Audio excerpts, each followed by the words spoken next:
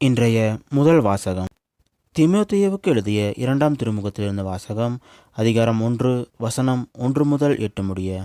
என் அன்பார்ந்த பிள்ளை தீமோத்தேயுவுக்கு கடவுளின் திருவுளத்தால் கிறிஸ்து இயேசு அருளும் வாழ்வு பற்றிய வாக்குறுதிக்கு ஏற்ப அவருடைய திருத்தூதரான பவுல் எழுதுவது: தந்தையாம் கடவுளிடமிருந்தும் நம் ஆண்டவராம் இயேசு கிறிஸ்துவிடமிருந்தும் அருளும் இரக்கமும் அமைதியும் உரித்தாகுக. என் முன்னோரை போன்று தூய்மையான மனசான்றுடன் கடவுளுக்கு பணியாற்றும் நான் அவருக்கு நன்றி கூறுகிறேன்.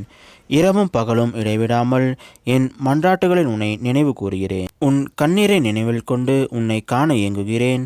கண்டால் என் மகிழ்ச்சி நிறைவடையும். வெளிவிடமற்ற உன் நம்பிக்கையை நினைத்து பார்க்கிறேன். இத்தகைய நம்பிக்கை முதலில் உன் பாட்டி லோயி மற்றும் உன் தாய் யுனிக்கி ஆகியோரிடம் விளங்கியது.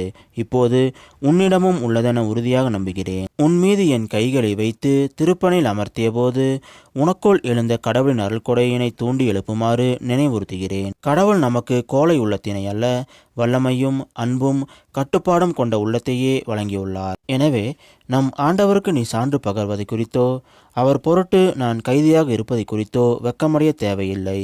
கடவுளின் வல்லமைக்கேற்ப நற்செய்தியின் பொருட்டு துன்பத்தில் என்னுடன் பங்கு கொள். இது ஆண்டவர் வழங்கும் அருள்வாக்கு.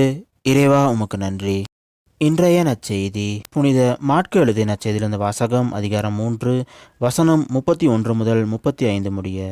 அக்காலத்தில் இயேசுவின் தாயும் சகோதரர்களும் வந்து வெளியே நின்று கொண்டு அவரை வர சொல்லி ஆள் அனுப்பினார்கள்.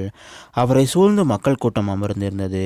அதோ, உம் தாயும் சகோதரர்களும் சகோதரிகளும் வெளியே நின்று கொண்டு உம்மை தேடுகிறார்கள் என்று அவரிடம் சொன்னார்கள். அவர் அவர்களை பார்த்து, என் தாயும் என் சகோதரர்களும் யார் என்று கேட்டு தம்மை சூழ்ந்து அமர்ந்திருப்பவர்களை சுற்றிலும் பார்த்து, இதோ என் தாயும் என் சகோதரர்களும் இவர்களே. கடவுளின் திருவுளத்தை நிறைவேற்றுபவரே என் சகோதரரும் சகோதரியும் தாயும் ஆவார் என்றார். இது கிறிஸ்து வழங்கும் நற்செய்தி.